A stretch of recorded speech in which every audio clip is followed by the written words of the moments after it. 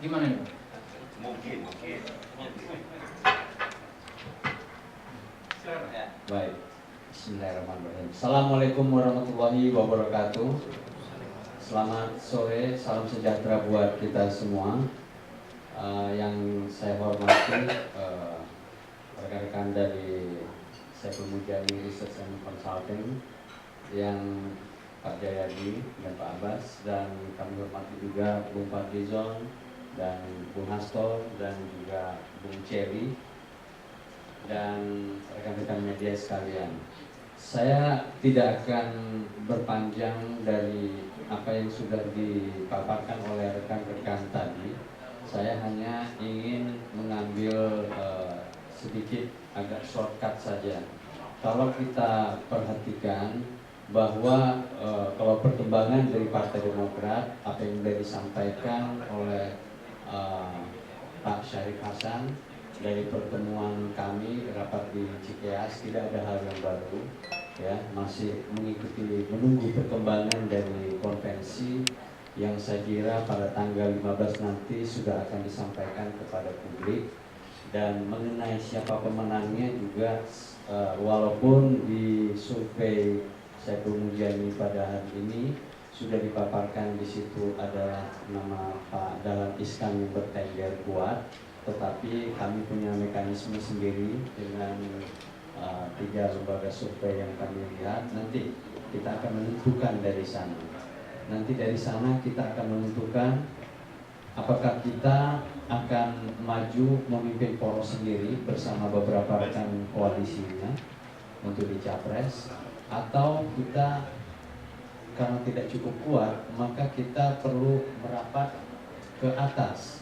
Ya, pilihannya ada 3, di situ ada Golkar, PDIP, dan Gerindra, dan kemungkinan yang lainnya. Kalau dilihat dari perkembangan yang ada, kita juga belum tahu akan mau kemana. Dan dari simulasi waktu yang lalu itu, sepekan yang lalu, tepat hari Minggu yang lalu, bersama Pak SBY, semua gagasan disampaikan oleh para ketua Demokrat untuk wilayah provinsi. Dan saya juga termasuk di situ menyampaikan gagasan dan pikiran dan varian-varian yang memungkinkan. Termasuk di situ terbukanya kemungkinan Demokrat itu beroposisi. Dan semua itu terbuka sangat luas.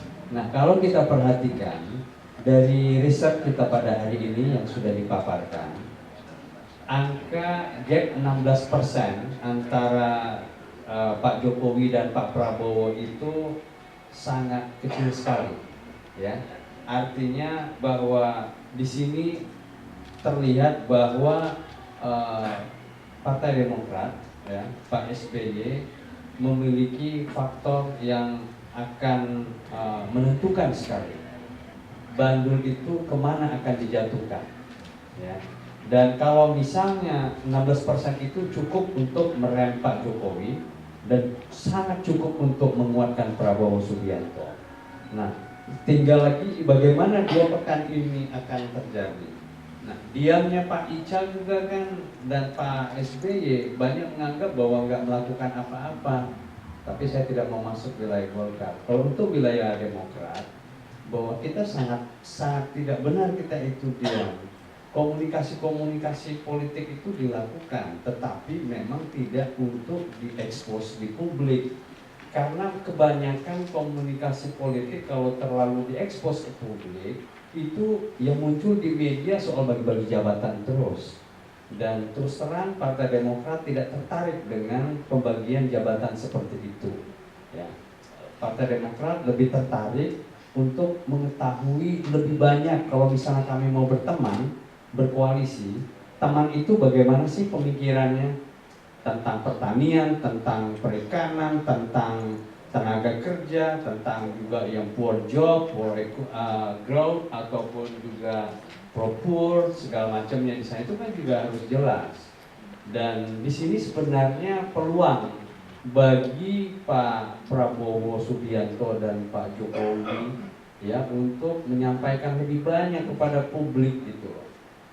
Misalnya tentang arah Indonesia yang mau dibawa 5 tahun ke depan itu seperti apa.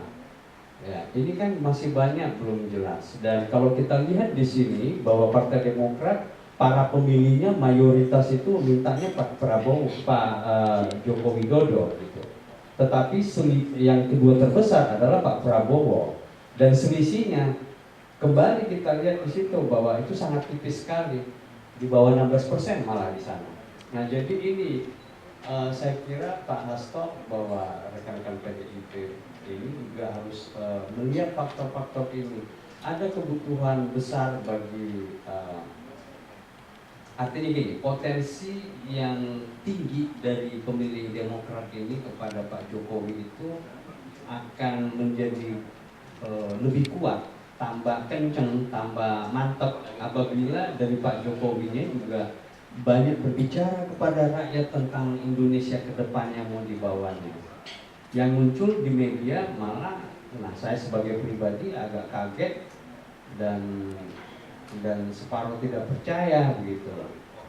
Untuk wakil presiden yang menentukan bukan Pak Jokowi, dan kemudian diserahkan ke nama kepada Bu Mega. Nanti juga arah-arah pemerintahan ini selanjutnya akan dikonsultasikan dengan Bu Mega kan, atau dia akan mandiri mengambil keputusannya di situ. Nah ini akan mempengaruhi pandangan-pandangan dari pemilih Demokrat di situ. Kami sendiri memang menunggu momentum tanggal 15 itu, gitu. Tetapi menjelang hal tersebut saya kira ya calon-calon yang ada ini harus lebih banyak berbicara dengan masyarakat. Pak Prabowo juga di balik apa yang muncul sekarang ini, oh yang ini nanti akan menjadi wakil presiden, kemudian nanti menteri ini, dan itu sangat tidak substantif di situ gitu. Dan apalagi kesannya nanti jadi rengek-rengek jabatan lagi di sana. Dan Demokrat yang saya yakini ya, yang kami yakini selama ini adalah bahwa nanti ketika kami ikut di dalam pemilihan presiden ya, dalam koalisi, kalau misalnya kalah ya kami oposisi di situ gitu. Dan itu udah jelas sekali di sana. Nah tetapi ada rentang waktu yang lama sekali, 2 minggu itu bisa terlalu lama ya. Dan masih banyak segala kemungkinan bisa terjadi di sana. Ya, saya kira demikian yang bisa saya sampaikan untuk pembuka ini. Wabillahi taufiq wal hidayah. Assalamualaikum warahmatullahi wabarakatuh. Terima kasih.